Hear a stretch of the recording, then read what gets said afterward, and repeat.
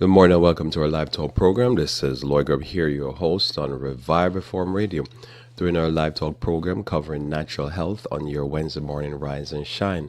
And this morning here, we're looking at the topic chronic wasting disease in deer and elk. Chronic wasting disease in deer and elk. I'm talking about this current development. This is something that's been going on, but just want to shed a little light on this. And then I'll talk about this a short little note on this herb called cractum. So this is what we'll be talking about here as we talk about our natural health from Wednesday through Wednesday, or Wednesday from Wednesday to Wednesday. So thanks for joining me here. Hopefully you had a blessed night rest and you're ready to take on today.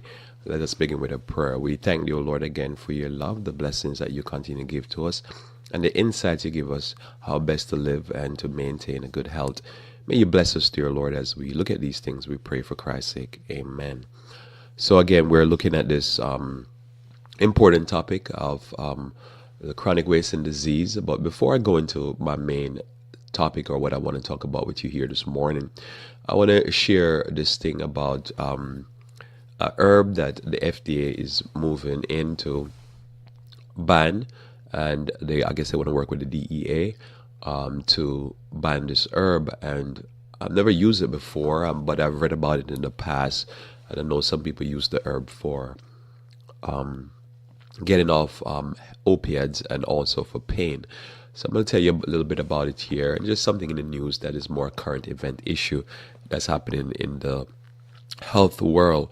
And so this year is the herb is called cractum, is what is known, Kartom. It's known more commonly, and it's also known as katum, and it is Mitragina speciosa is the Latin name.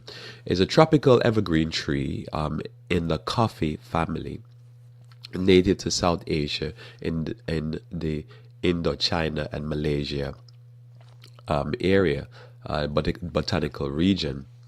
Is indigenous to Thailand, I guess I don't say TH, Indonesia and Malaysia, Myanmar and Papua New Guinea, where it has been used in traditional medicine since at least the 19th century.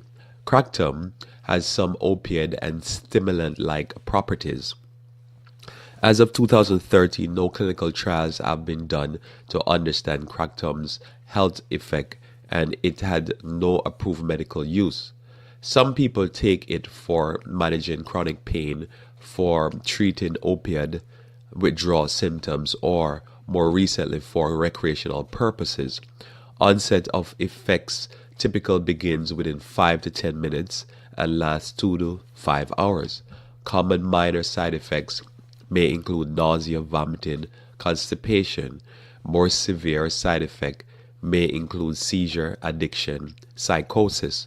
Other side effects may include high heart rate, blood pressure, trouble sleeping, and rarely liver toxicity.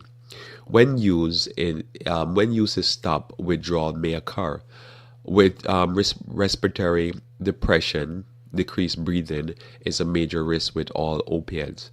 The medical literature is divided on whether it is a significant side effect of cractum, with some authorities not mentioning it and others emphasizing it.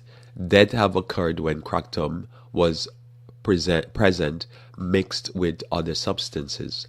In the United States, there were 15 cractum related deaths between 2014 and 2016, although in none was cractum thought to be the sole factor. So what I'm going to read for you in the next article, after I do one more paragraph on that, is that what many observers and people who use the herb is saying is that it is not the sole factor, and so far this seems to be the case.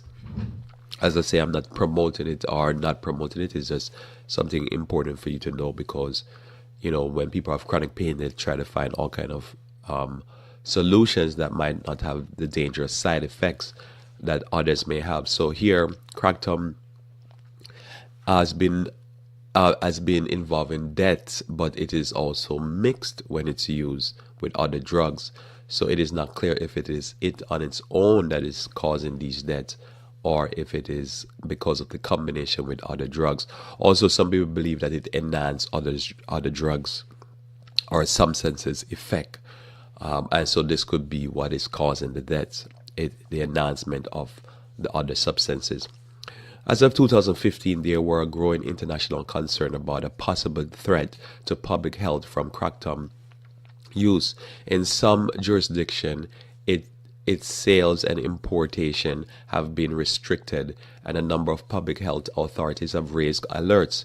Sometimes the finished product is mixed into cocktails with other psychoactive drugs such as caffeine and codeine. And so one would understand that people take caffeine, codeine, and other type of drugs like that for its effects. So if something would boost it, then they're using it to boost it. And that's a common practice amongst people who are regular recreational users of drugs.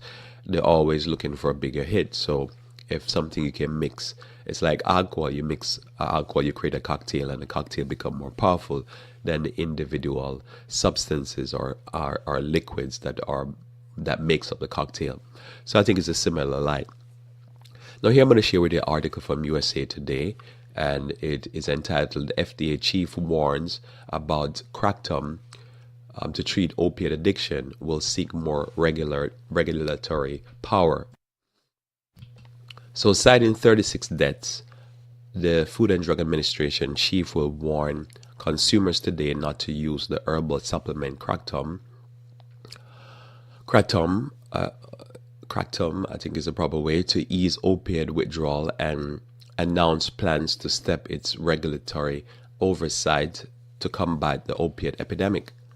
The FDA public health advisory on kratom follows the DEA, or Department of Drug Enforcement Administration, reversal or at least delay of plans to classify kratom as a controlled substance on the same level as heroin, LSD. Gottlieb says the FDA plans to work with the DEA to determine how kratom should be classified. Kratom, a plant grown naturally in countries including Thailand, Malaysia, is widely sold in smoke shops and other locations as a powder that can be used in tea to slow the effects of opiate withdrawal, but it has addictive properties of its own, FDA says. Public health advisory relates to the FDA mounting concern regarding risk associated with the use of kratom. So most naturally here, so the question often is it because the person is on opiates and they're trying to get off the opiates and they're dying from the withdrawals or the experience dealing with the opiate or taking opiates itself, or is it the kratom solely to be blamed for the results that follows, which is death? And most actually, if they do an autopsy, they would find in the person's bloodstream this herbal remedy, and so it is assumed, or they will find it probably on the person's stash of other drugs. So it would be assumed that this is what's happening. So anyhow, so they're moving to have regulatory oversight, more power over this drug. Continue reading here. The FDA says kratom carries similar risk of abuse, addiction, and in some case death as opiates. It is also often used recreationally for its euphoric effects. Along with opiate withdrawal, kratom is also believed to relieve fatigue, pain, cough, and diarrhea. Anita Gupta, osteopathy anesthesiologist and licensed pharmacist, has expressed concern about an increase in the use of kratom among her chronic pain patients. Still, Jessica Bardolas of the American Osteopathy Association says many were dismayed to learn of the DEA's plan to classify the plant as a Schedule 1, they missed the T there, plant as a Schedule 1 substance, despite anecdotal and scientific evidence indicating kratom could be effective opiate alternative. Because kratom is largely regulated, you never know the real strength ingredient, or because it's unregulated, and how it prepared. So basically, what's happening, as you know, when it comes on to supplementers of food, this whole idea of regulating it is not done inside of the United States, but it's done in places like Germany, and so and some European countries. So you're just buying it, but you don't know the full potency. You don't know if it's an extract, if it's strengthened, how it's being prepared.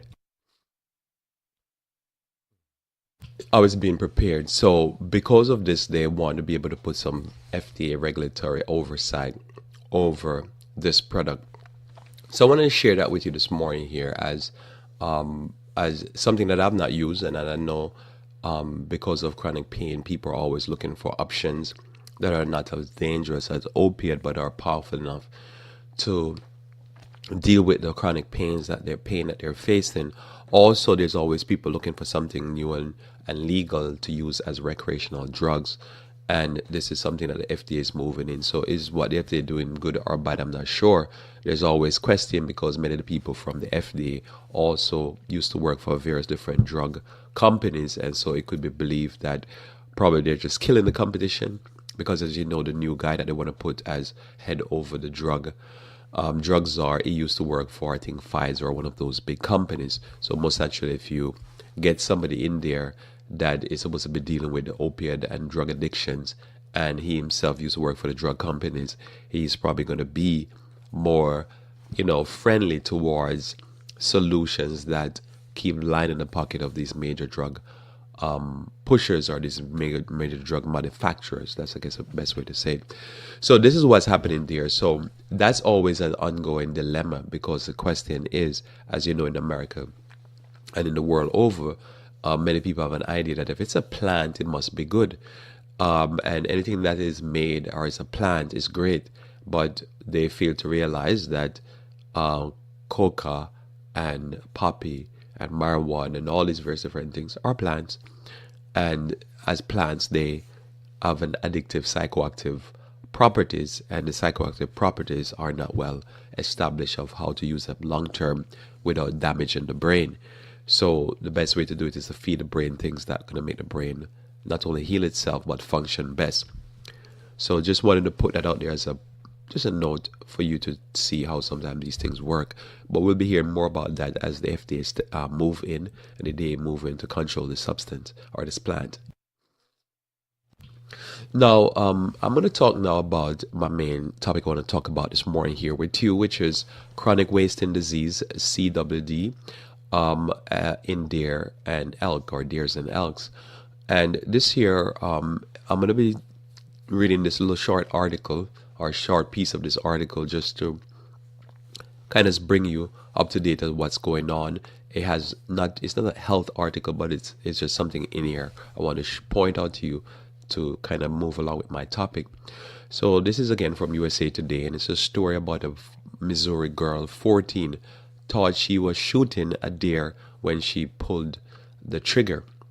So Springfield, Missouri, she saw the antler and a big brown body in the bushes, and with one shot from her rifle Saturday, Abby Wilson, 14, killed what she thought was a very large white-tailed buck. It wasn't. It was an elk. She called her dad, who was hunting nearby, and her dad realized it was an elk. And Tom Strother, Protection Regional Supervisor for the Missouri Department of Conservation, the dad called our agent in Boone County, Adam Doroff, and said, "We think we just shot an elk." Doroff said he was surprised to get the call and thought it probably wasn't an elk, noting that animal misidentification are very common.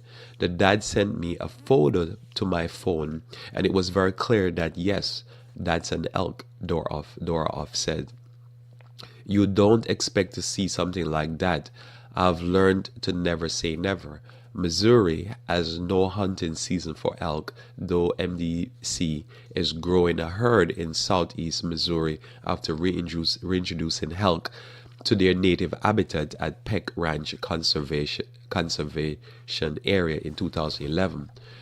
Strother said the elk that Abby shot was more than 200 miles away from the Peck Ranch herd in an area between Halesville and Centralia. It took 5 men to load the elk into a truck where MDC is doing a number of tests on the carcass. They are looking for a sign of chronic wasting disease, which elk has been known to carry, and a DNA test that might tell them where the elk came from. Our elk biologist wants some part to figure out where it may come from. Strother said, "There are no reports of elk in this area.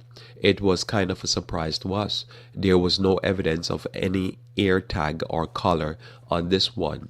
Strother said there's a ranch that has captive elks near Columbia in the west side of Boone County, but MDC has had no report of any of those animals escaping.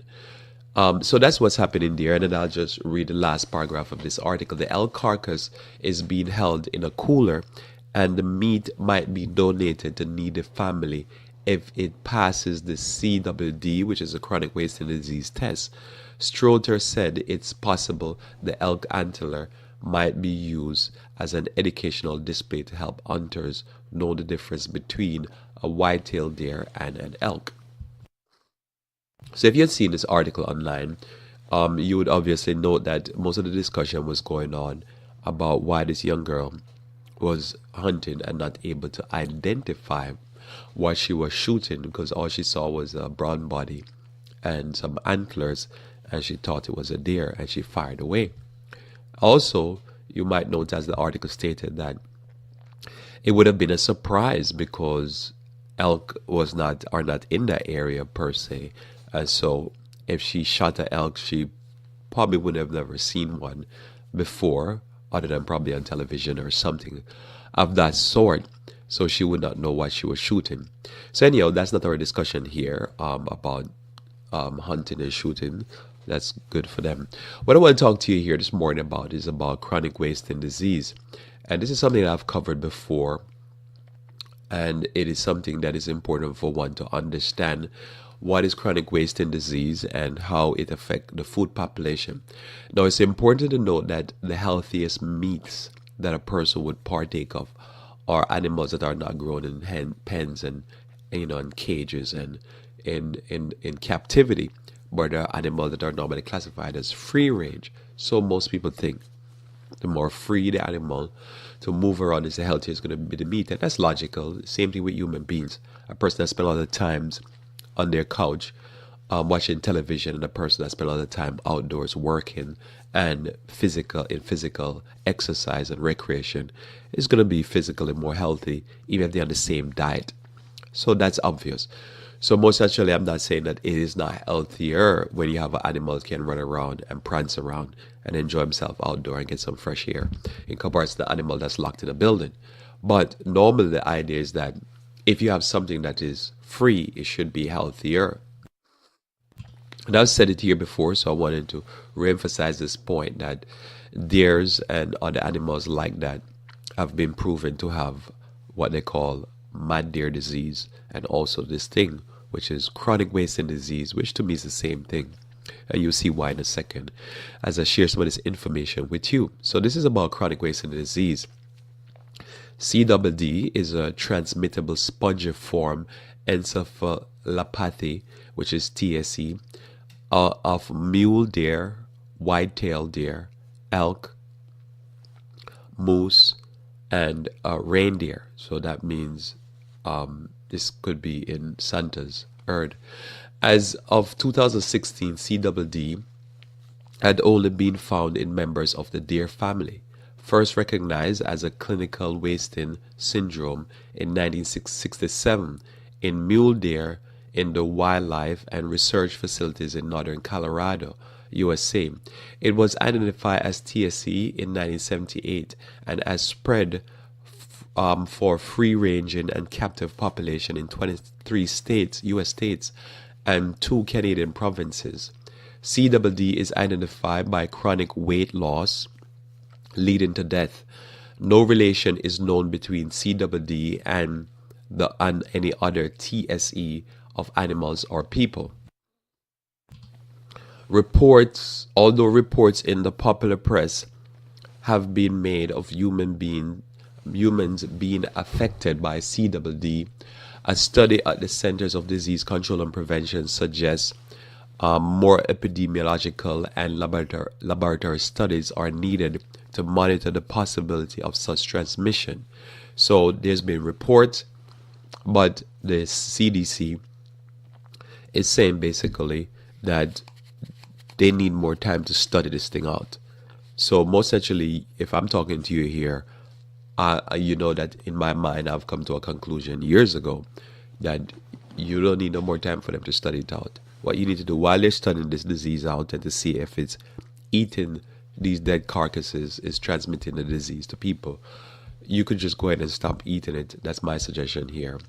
And then when they figure it out, then at least they'll catch up with you and me. Because you read it here, it says the epidemiological study further concludes, as a precaution, hunters should avoid eating deer and elk tissue known to harbor CWD agent. So they're saying basically don't eat the tissues that are normally harbors the CWD disease, which is now the brain, spinal cord, eyes, spleen, tonsils, and lymph node. From areas where CWD has been identified, we'll cover those areas in a second. So notice the elk turned up in Missouri in an area that is not normally there. They're trying to reintroduce it. So it's going around. And what they normally say, and today they have this practice when they kill cattle, they try to avoid people getting or any contamination of the other meat parts by the brain, the spinal cord, the eyes, the spleen, the tonsils, the lymph. So this is important. All right. So they say don't eat it. So if they test it and don't see it, they say, well, it's good to eat. More on that later. Most cases of CWD occurs in adult animals. The youngest animal diagnosed with natural CWD was 17 months. Keep that in mind. The disease is progressive and always fatal. Always fatal. The first signs are difficulty in movement. Now, everything I'm going to read to you from this paragraph is important for you to think about the disease, Alzheimer's disease, and most naturally, human variant of this disease, which is Jakob-Creutzfeldt disease. Alzheimer's, Jakob-Creutzfeldt disease are two diseases that if you look at the symptoms of chronic wasting disease, you'll see that the symptoms are the same. Think about it. Something like Alzheimer's disease is the brain that is being wasted, the spinal column, because the person loses control of their nervous system. Same thing in the animal for CWD, mad deer, mad cow, mad all of these diseases. All the symptoms are the same. So here they are again. First signs of difficulty in movement. The most obvious and consistent clinical sign of CWD is weight loss over time. Behavioral change also occur in the majority of cases, including decreased interaction with other animals, listlessness, lowering of the head, tremors, repetitive walking in set pattern. So the person is walking back and forth to the animal, walking back and forth, and nervousness. So if you think about those things, you see excessive salivation and grinding of the teeth also are observed. Most deers show increased drinking and urination, and increased drinking and salivation may contribute to spread of the disease, because the disease can spread literally through fluid from the mouth. The agent responsible for CWD and other TSE, such as scrapie and bovine spongiform encephalopathy, is mad cow, which is mad cow disease. So this is the same disease as really mad cow disease. When we talk about bovine spongiform, is PRNP, or which is a prine, which is highly conserved among mammals and has been found and sequenced in deers. It is a prine an abnormal form of a normal protein known as prion protein, most commonly found in central nervous system CNS, and is capable of spreading to the peripheral nervous system, thus infecting meat and muscle of deer and elk.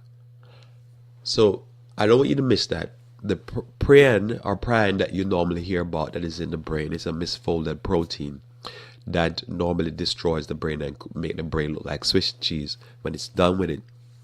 This protein is primarily in the central nervous system, so the brain, the spine, and it will be caught up in the lymph node and other places like that because the body is trying to isolate it and keep it from spreading. But as they test the animals, they found in smaller proportions, it's also in the meat and muscle. So whatever type of meat form or parts of the body and muscle of these animals. So although they will say, well, if it's not in the brain or in the spine, it's probably okay. It's not. Notice also they said they found it in deers and elks, and they found it in animals as young as 17 months. Because what they did when mad cow outbreak happened in Britain, what America went in and did is lower the age for when they kill the animals. So the animals or the cows are being killed at a younger age here in America so that the disease doesn't get developed.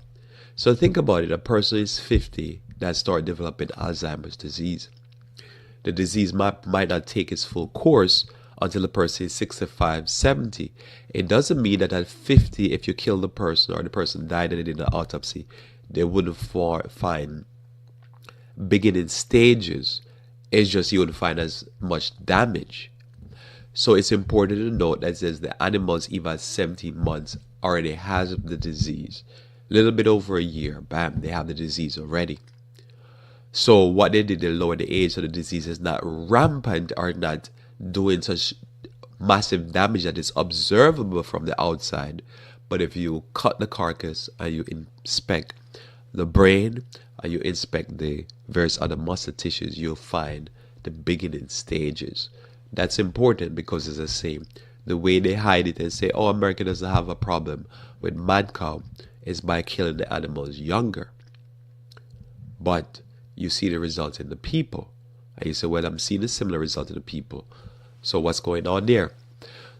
So we keep reading here. So it's the abnormal PRP, which is a prion, infect the host animal by promoting conversion of normal cellular protein, prion protein, to the abnormal prion form. The buildup of the PRPD, which is the abnormal prion form in the brain, is associated with widespread neurodegeneration. So this is where it's coming from. Mad cow or prion in the brain of animals, prion in the brain of elks, prion in the brain of human beings is the same prion. If the prion can transmit even through the saliva, then that tells you if it can go through the saliva, how much more can it be transmitted when a person eat the meat. So we continue here. Reading. Diagnosis is based on post-mortem examination and testing. Examination of the dead body is not definitive as many animals die early in the course of the disease and conditions found are not specific. General signs of poor health and aspiration, pneumonia, which may be actual cause of death, are common. On microscopic examination, lesions of CWD in the central nervous system resemble those of TSE. In addition, scientists use immunohistochemistry to test brain, lymph, and neuroendocrine tissue for the presence of abnormal prion protein. Is diagnosed. Positive finding are considered a gold standard or a certain standard that they use to find a positive finding.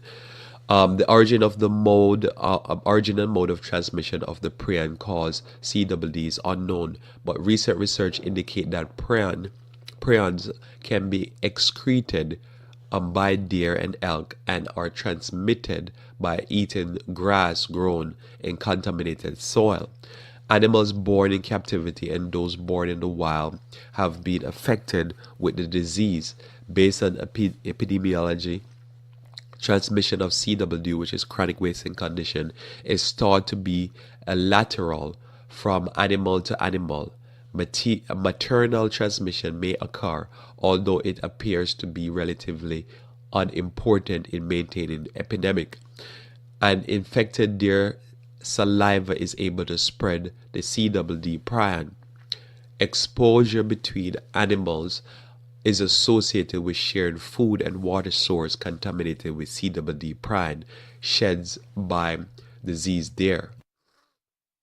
So if you see what's going on there, if you ever read anything much about the prion, which is the misfolded protein, that protein that is basically diseased, when the protein, if a person who has the same misfolded protein and they go into operation, they have shown that in order to kill the protein and not make the protein go from one person operation to the next person operation, they cannot just say sterilize the operating equipment or the tools that they were using for doing the operation, and they can't just burn it in the furnace. They have to do both.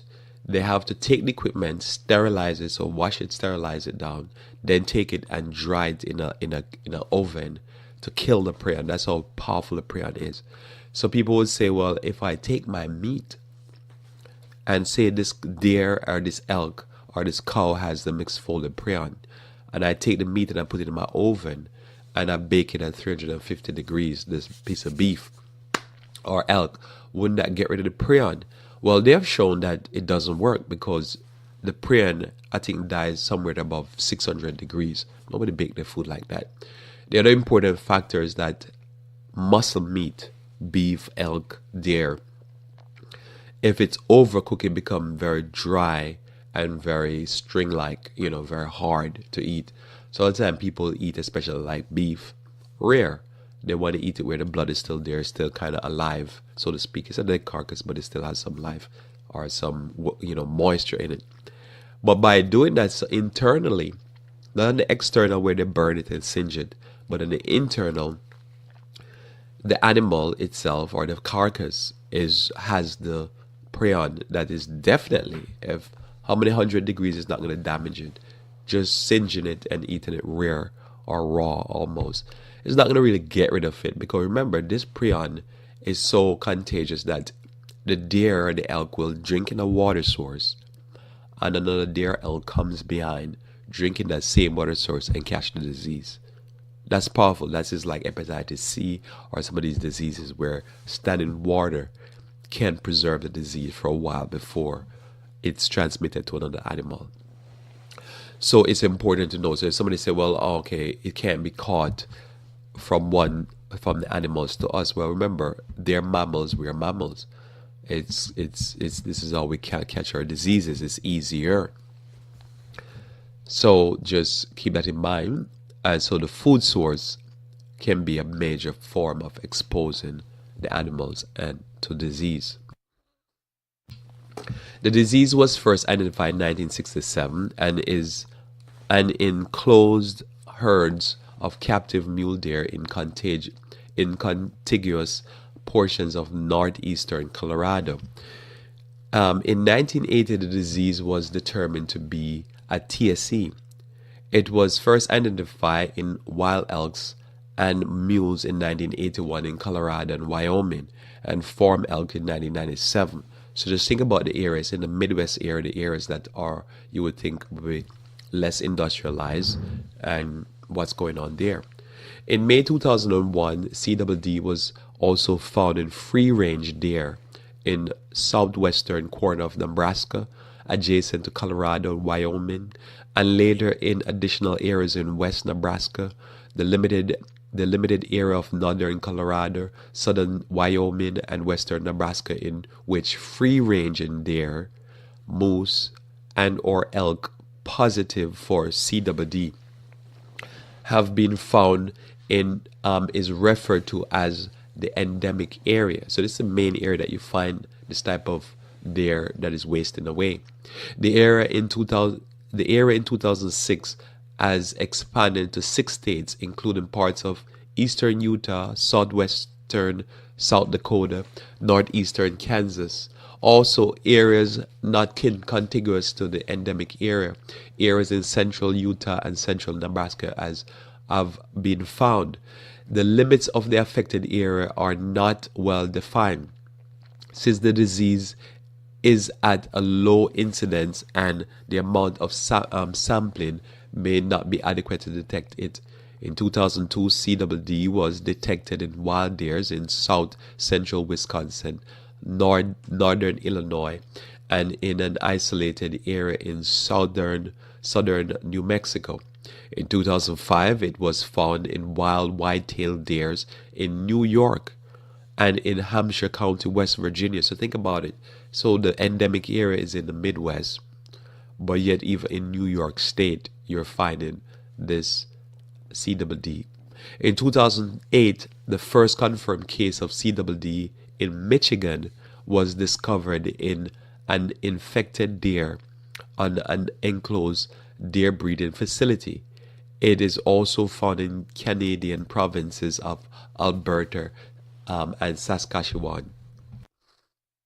In February 2011, the Maryland Department of Natural Resources reported the first confirmed case of the disease in that state. The affected animal was a white-tailed deer killed by a hunter. So this is where now, as you say, as I've been saying, that people say, well, these are the animals running wild. And I said, think about it. The animals running wild, they have no discernment to know what they're eating and how they're getting disease. They're animals. They go and drink at a toxic waste dump and get some weirdness in them. You don't know. And then you eat it and you eat in that sickness and all that chemical. Also here, CWD has been identifying farm elks and deer herds in a number of states and in 2 Canadian provinces. The first positive farm elk herd in the United States was detected in 1997 in South Dakota. Since then, the additional positive elk herd, and farm white-tailed deer farm white-tailed deer and tailed deer herd have been found in South Dakota, Nebraska, Colorado, Oklahoma, Kansas, Minnesota, Montana, Wisconsin, New York. As of fall 2006, a few more here of where it's found because I want to show you how widespread this is. 4 positive elk herd in Colorado and positive white-tailed deer herd in Wisconsin remain under state quarantine. All of the other herds have been depopulated, so they destroy them, or have been slaughtered and tested. And the quarantine has been lifted from one herd that underwent rigorous surveillance with no further evidence of disease. CWD also has been found in farm elk in Canada, province of Saskatchewan and Alberta. A retrospective study has showed that mule deer exported from Denver to the Toronto Zoo in 1980 was affected. In June 2015, the disease was detected in a male white-tailed deer breeding in Medina County, Texas. State officials also euthanized 34 deers in an effort to contain possible outbreak. A few more here says the species have been affected with CWD, including elk, mule deer, white-tailed deer, black-tailed deer, moose. Other ruminant species including wild ruminants and domestic cattle, sheep, goats have been housed in wildlife facility in direct or indirect contact with CWD affected deer and elk with no evidence of disease transmission. However, experimental transmission of CWD into other ruminants by intracranial and inoculation does result in disease, suggesting only a weak molecular species barrier exists. Research is ongoing in further exploring the possibility of transmission with CWD in other species. So look what's going on there. They've said that there's even that much barrier. So you could get a goat that has it. And I've known people who rear or raise goat, and they'll say literally, and this is recently I'm talking about, they'll say literally, the goats, they'll get up, goats are just prancing around, jumping around, being goats, and then the next morning they're dead. Just overnight, just sick, die.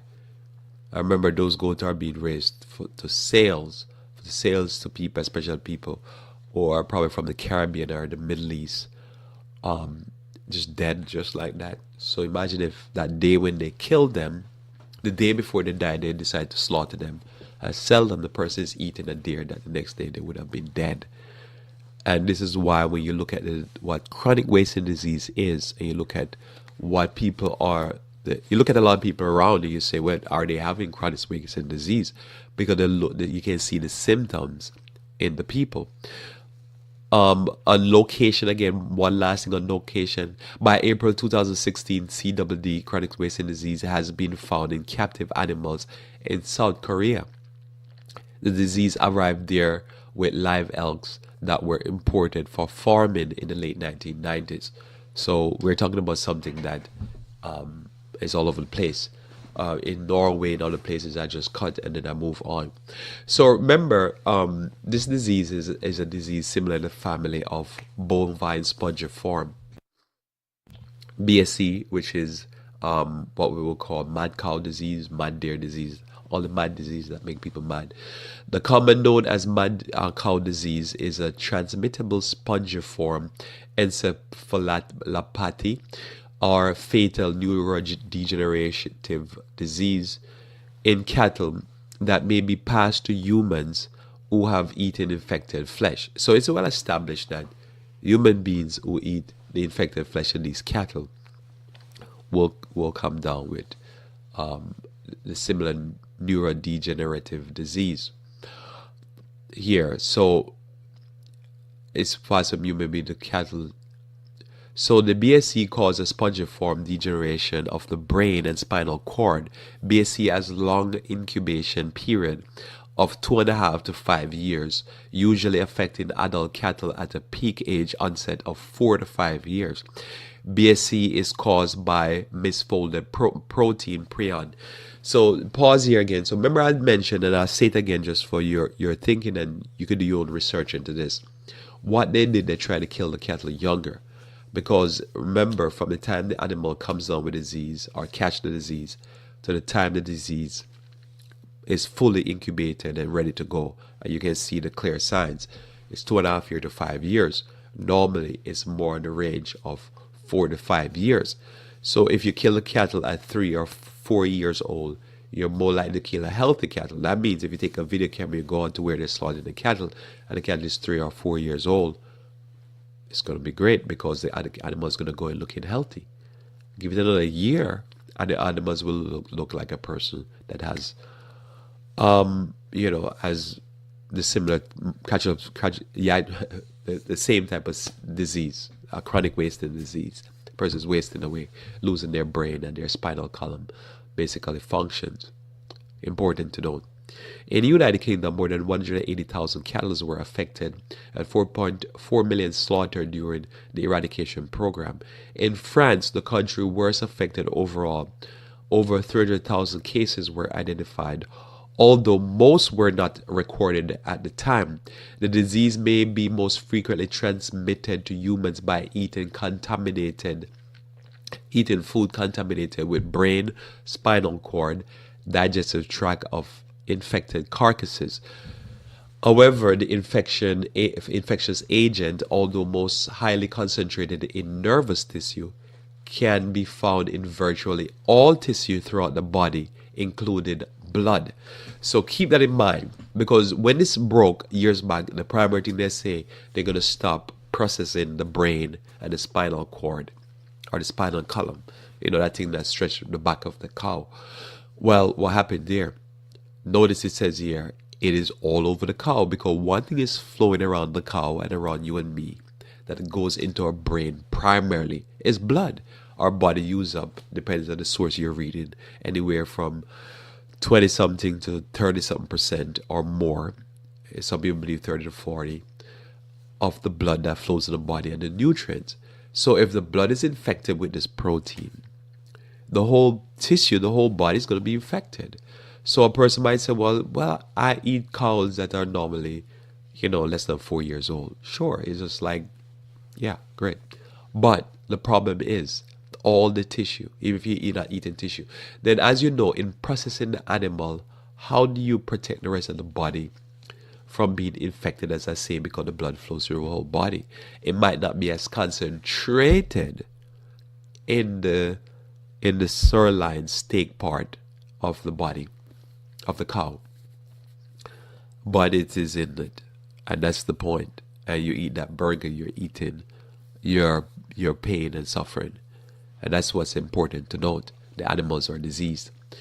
Okay, so the blood, when it is being transmitted to the human, it is known as new variant Creutzfeldt-Jakob disease, VCJD. And by June 2014, it had killed 174 people in the United Kingdom and 54 elsewhere, primarily in Western Europe. Between 460,000 to 483,000 BSE infected animals have entered the food chain before control on high-risk offals were introduced in 1989. So keep that in mind. They say only 177. I personally believe it's more, because again, the disease is similar to Alzheimer's disease. All the what you call it, the side effects or the manifestation of Alzheimer's disease is the same disease. It's just humans are wasting away. You call it Alzheimer's disease or Creutzfeldt-Jakob disease. The animals wasting away. You call it chronic wasting disease, CWD. It's the same thing. All the same symptoms. It's come from protein, the same misfolded protein. It's the same source. But CDC said, well, don't worry about it. We're still doing more study. And I'm like, why are they doing more study? But anyhow, they suggest that it's best not to eat animals that are known to be contaminated. I'm just saying, don't eat animals altogether. Don't wait until the study comes out. By then, you might be dead.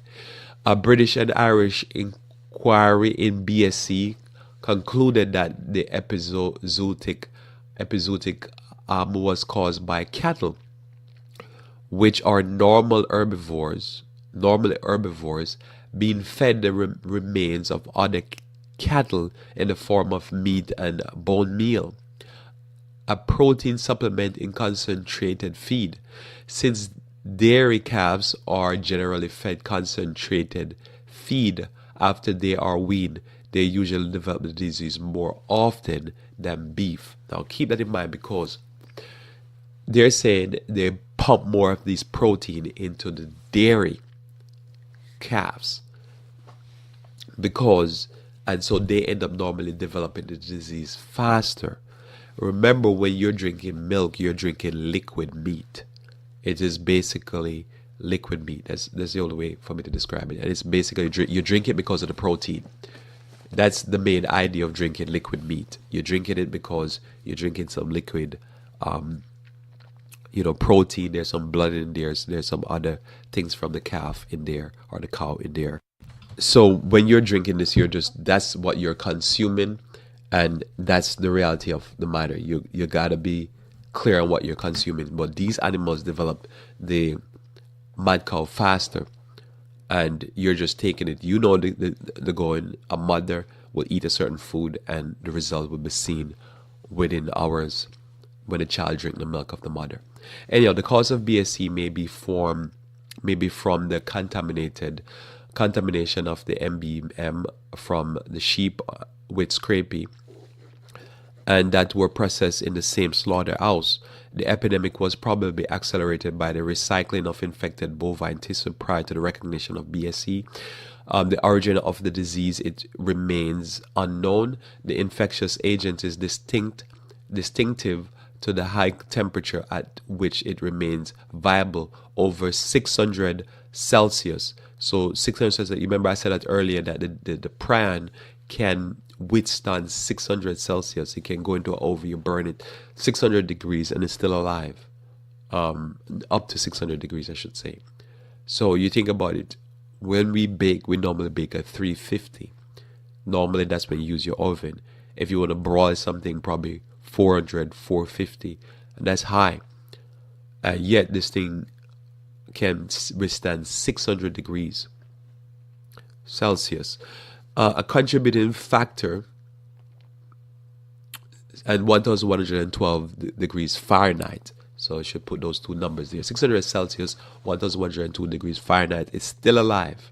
A contributory factor was the feeding of infected protein supplement to very young calves. All right. So notice here they're saying that the problem was they were feeding mammals to mammals. I'm saying it a different way so you can get what's going on here. The contributing factor for scrapie in sheep and mad cow disease in cattle and mad deer disease in deer. The contributing factor, they said the main factor for this is that they were taking animals and feeding it to animals. They would ground up the dead cow or the dead sheep. Who knows what it died from, what the cause of the death. So you see a dead carcass in the field, you take it, you grind it up, and you make it into a concentrated meal, and then you feed it to the sheep. You mix it with other stuff, and you feed it to make the sheep grow. Because remember, the idea is, animals are protein, they need protein, which is not the original concept from the Bible. The concept from the Bible was we eat plants, and we convert the plants into protein. So anyhow, they took these sheep and cows and stuff like that, grind it up, whatever cancer or whatever thing it died from, who cares, grind it up, feed it to the animals again. So what's the difference between you taking, say, for instance, a piece of beef, which is a mammal, doesn't have the intelligence that you and I have, but it's a flesh, and you grind it up into burgers or whatever, into ground beef, and you feed it to yourself? Wouldn't that create the disease just the same way? Because if you follow the Bible says that when we were created not to eat ground up animals, but we're created to eat plants. So the disease is primarily from the source of mammals eating mammals. So if it's clearly established scientifically that the problem was feeding mammals, feeding sheep, just imagine a little sheep in the field, and I can't make the noise it makes. And then a day later, the sheep mother dies or father dies. They take that sheep that's dead, you grind it up, dry it somehow or whatever, somehow, make it into a feed, and feed that sheep it. Sheep, their mother, their father. Then the sheep comes out with some weird disease. Well, what's the surprise there? It's some weird behavior. But we as human beings do the same thing. We basically say it's like we're starving and we need to survive on a starvation diet. Because to me, that's what a starvation diet is. You're sacrificing the animals to live. But you and I don't need to sacrifice animals to live. We can live just fine on the diet that was given to man originally in the Garden of Eden, which is a plant-based diet. And when we do this, we'll find that our disease reduced by about tenfold. That's the number there that I can stick with. Because what it is that we're not feeding disease carcass to human beings that already have a weakness in their body. It is not necessary. The animals are filled with cancers. They're filled with all kind of tumors. They're filled with all kind of weirdness from the various different chemicals that feed them, and even the free-range ones are feeding chemicals. Our land is polluted with all kind of toxic waste. And what we do, we kill these animals, and we make them into pâtés, we make them into filet mignon, we make them into slivers of meat, and we throw it on our plate and we eat it. And we're literally, for the most part, feeding mammals to mammals, because most of what we eat as animals to be eaten are mammals. Now, I know people eat chicken and fish. They're not mammals per se, but most of what we eat are what happened to the cows and the sheep. They were feeding cows and sheep to cows and sheep. And you wouldn't think a person who would drink blood, because it's transmittable by blood, you wouldn't think the person would drink the blood of human beings per se, or eat the flesh of human beings, would remain healthy for too long. Because as you know, even in blood transfusion, you have a higher risk of receiving the disease of the person that the blood came from. Also, in when you do surgeries where you put a graft of a skin or take an organ, you put an organ transplant in, that the body rejects it. The body doesn't do well with other flesh from other even human beings. Even a child in the mother's womb, the Lord has made it that the mother is able to produce certain chemicals so that the body is not destroyed, or the child is not destroyed by the immune system. So getting up every day and eating dead carcasses might be a great idea, so to speak. I'm just saying, in essence, might be a great idea if you're about to starve and die and there's no plan to eat. But if you have no emergency, there is no nothing that you're dying if you don't eat anything. Probably it's a great idea to go ahead and leave the animals alone, leave their weird diseases alone, and fight the disease that you have. Because again, I wouldn't eat you because you're diseased. You have all kind of weaknesses you're struggling with. There's a possibility if I eat you, who is flesh and mammal, I'll pick up your diseases. So I'll leave you alone. And I go eat the plants and go find the most natural, chemical-free plants I can find, and more nutritious plants I can find. I don't have to worry about disease. So I've said it over and over again. It is not so much because we don't want to see, we believe that we should care for the animals, but that is not our main reason why we don't eat animals. The main reason we don't eat animals is to avoid the diseases, is to avoid the suffering and pain that the animal dead carcass is going to put us through. Yes, we care about animals, that animals shouldn't suffer and all that, but not to the level of most people, because they don't understand what they're doing. They're thinking that the main idea is that animals should suffer. That's a good and altruistic, virtuous aim. But a greater aim is that the human being doesn't suffer as much. There's too much suffering that we see that can be laid at the feet of eating diseased animal that are simple disease. And if you look at it as the Bible says in Romans chapter 8 verse 22, it says, "For we know that the whole creation groaneth and travaileth in pain together until now." When we look at the creation, it is groaning and travailing. You look at these animals, I see these deers all the time. I see them eating on my front lawn and in my backyard and stuff like that, or running from some hunter that's trying to shoot them around here. And I look at them and I'm thinking, these things, they're cute, but they're diseased. I can just look at them, they look diseased. Just like I can look at a human being and I can sort of tell what kind of disease they have by just looking at them. It's the same way I can look at the animals. Why would I want to eat those diseased deers? They look sick and they have mad deer disease. That's why they're always twitching and looking crazy. So important. Somebody you see that's running from your car, you think they're mentally ill. Why would they just run in front of my car like that? They hear me coming and they see me blowing my horns. But I just always think when they do that, I think, poor thing, they're diseased. And we need to hope that the Lord come and get rid of them. As I've read to you multiple times, because of wickedness in the land, the way the animals are suffering.